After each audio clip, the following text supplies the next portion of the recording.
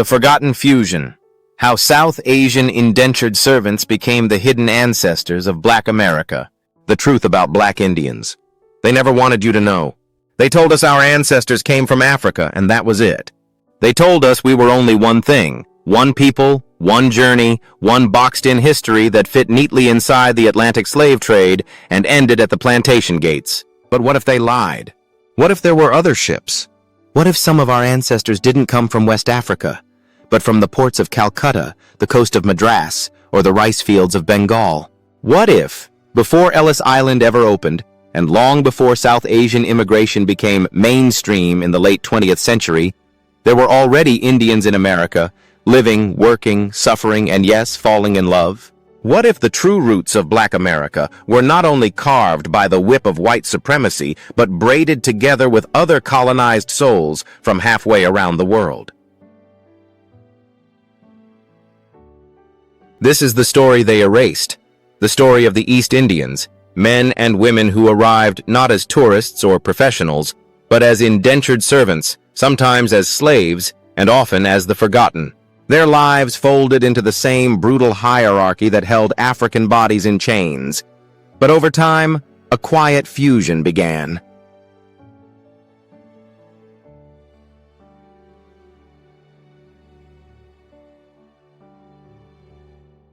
A cultural blending, and eventually, a bloodline was born.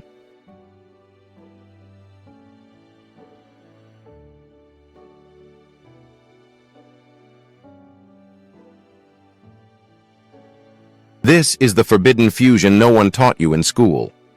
This is the other origin story of Black America.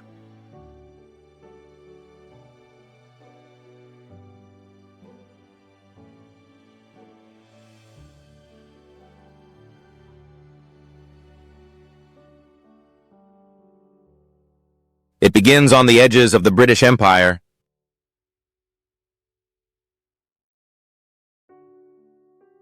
Centuries ago, the same colonial ships that snatched Africans from their homelands were also collecting South Asians for cheap labor. Sometimes these Indians were prisoners.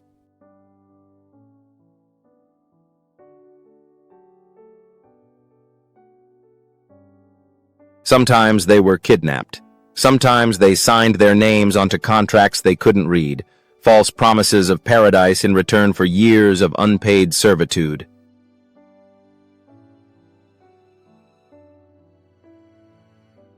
But the result was the same.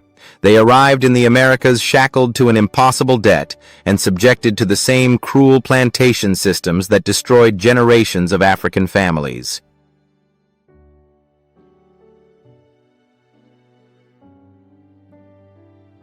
In places like the West Indies, Guyana, Trinidad, and Suriname, their presence was well documented.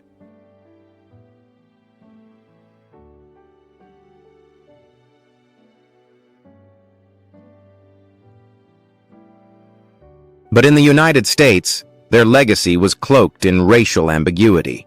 Some were called East Indians. Others were simply marked as colored.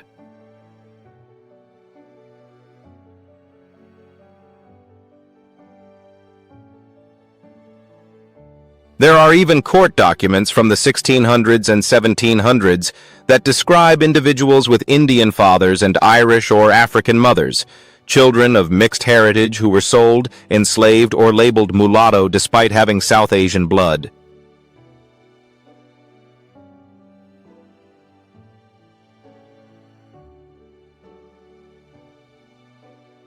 One of the earliest records from colonial Virginia names a man simply called Tony, an Indian servant living among the early settlers in 1635.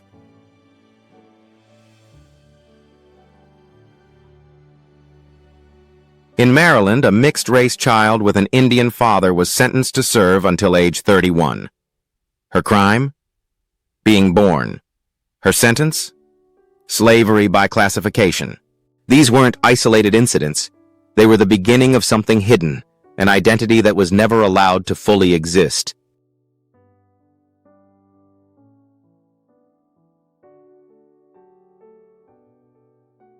In the absence of a legal category, many of these South Asian individuals were absorbed into the black population by force, by survival, or by the necessity of community.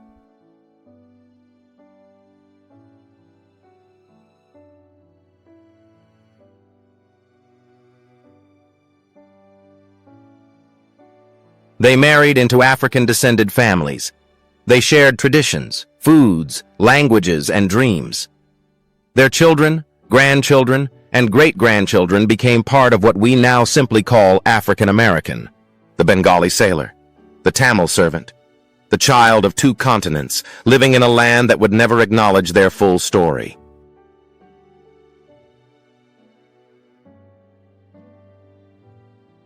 And while modern Americans may think South Asian migration began with Silicon Valley and corner store franchises, the truth is older and messier than anyone wants to admit.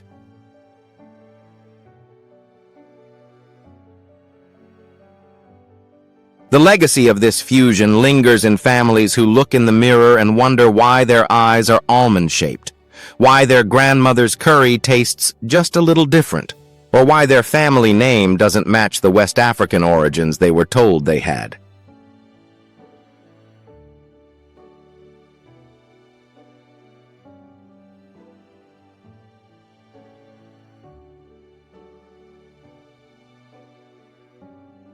It lingers in communities like the Melungeons of Appalachia, where some oral histories speak of Portuguese, Turkish, or East Indian blood. It lingers in black towns where descendants of indentured servants and enslaved Africans lived side by side, with no paperwork to separate their suffering or their survival. And just like the Turks of South Carolina, the brass ankles of the Carolinas, or the mysterious brown people of Kentucky, this story was never meant to be remembered. That's why you've never heard it.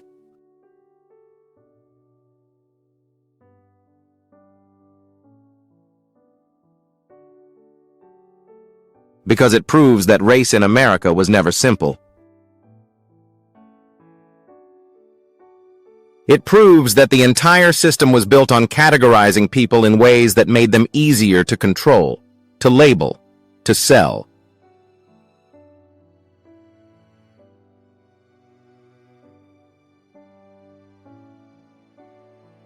It proves that black identity is not just African, it is global, it is complex, and it is deeply, beautifully, unapologetically fused.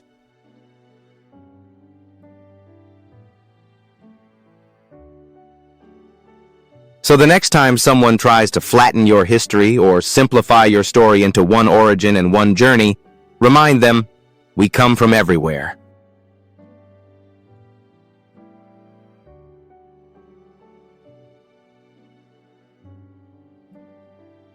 From Africa, from India, from the parts of the world colonizers tore apart, and the parts of ourselves they tried to erase. But we're still here. And now so is the truth.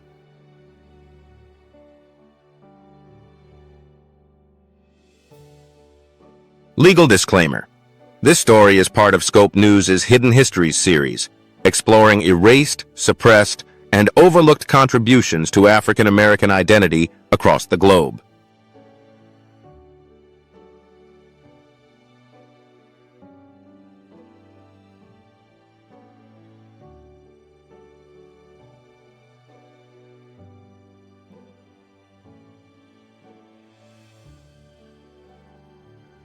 This article is for informational and educational purposes only. It is not intended to serve as a genealogical or legal source of identification. Individuals who wish to explore their personal ancestry should consult licensed historians, genealogists, or DNA services.